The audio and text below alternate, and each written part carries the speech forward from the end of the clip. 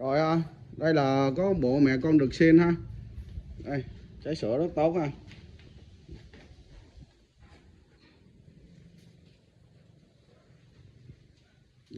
Anh chị em mình trong hội ai ưng ý thì gọi em ha. Zalo số điện thoại của em là 0349988728, tem Châu Nguyễn ha. Địa chỉ là Xuân Hiệp, Xuân Lộc, Đồng Nai nha.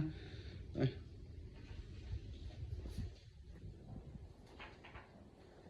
Con mẹ sừng da lúc lắc ha. Đập cho nó lên.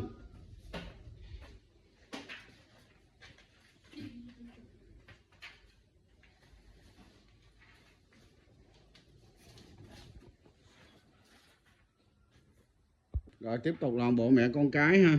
Đây. Mẹ xin cái xin.